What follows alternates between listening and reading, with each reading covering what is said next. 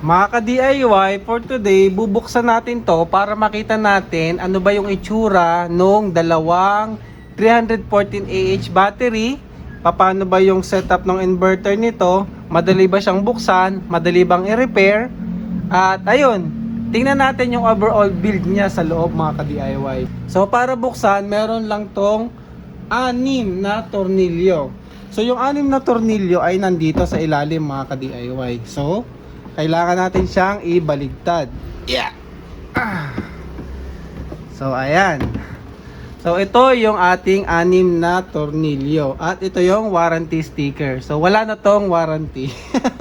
Syempre para sa inyo mga ka-DIY, para mabuksan natin at makita nyo yung loob. So ayan, mahuhugot na natin siya. Ganun lang siya kadali. Makapal pala yung plastic niya. Plastic siya pero makapal, matigas mga ka-DIY. Hindi siya mukhang mumurahin. Kahit ibalibag nyo to mga ka-DIY, matibay siya.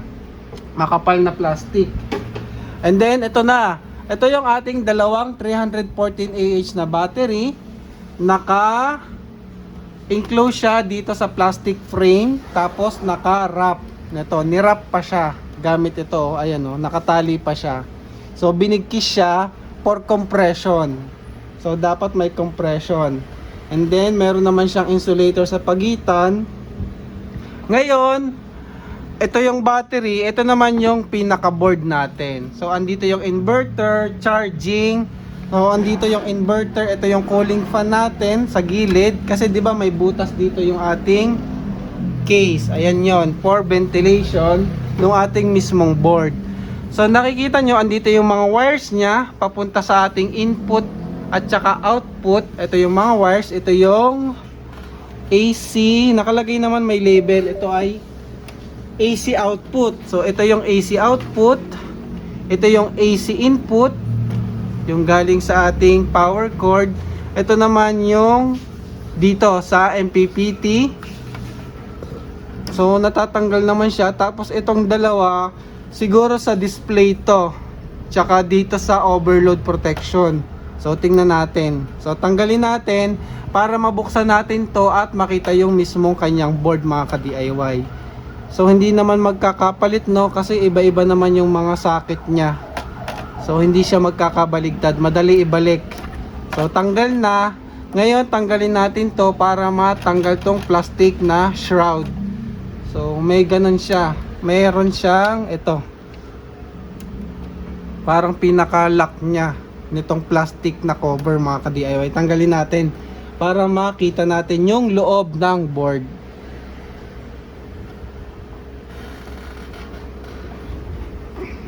So ayun, ang ganda ng pagkaka-build niya actually mga ka-DIY. Kasi metal frame to, so naka-protect talaga yung ating power station. So dito sa kabilang side, ayan, kita nyo yung gilid. May malaking inductor dito, heatsink. So wait lang, tanggalin lang natin tong plastic lock na to. So hindi ko pa sure no, pag natanggal to, if mabubuksan na natin, first time lang. So mabubuksan na ba to? Ay parang nakadikit pa siya. Nakadikit din siya mga ka-DIY. So may glue rin, may double-sided tape. Kailangan din nating iangat. Medyo mahirap lang kumilos kasi mabigat. So naka-tape siya. Ayun. So maangat na ba natin to? Kaso ito nakadikit din, naka double sided mga ka-DIY.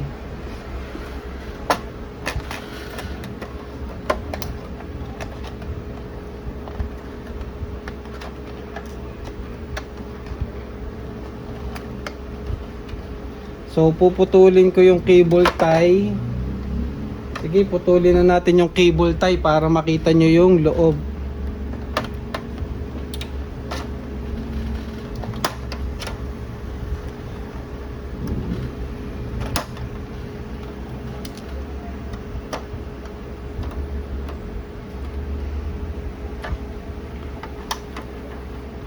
Kasi kailangan nating putulin yung cable tie para makita yung, para matanggal tong pinaka cover. So ayan na siya mga ka-DIY.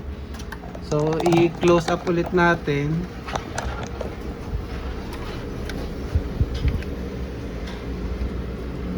So may isang connector dito na hanging, no. Hindi ko alam kung anong nakakabit dito.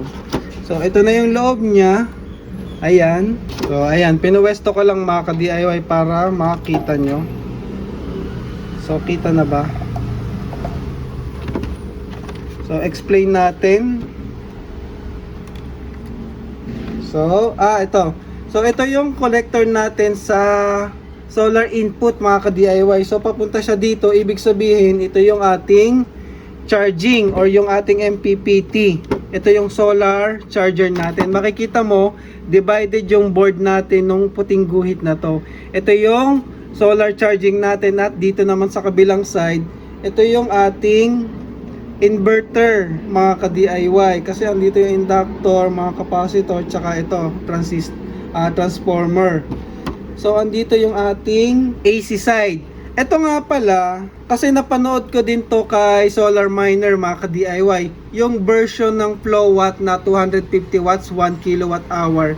Halos the same lang yung board niya, no? Ganun din yung design. Dito sa left side yung MPPT charging natin, MPPT charge controller, tapos ito naman yung AC charger tsaka AC inverter. So dual purpose kasi itong board na to.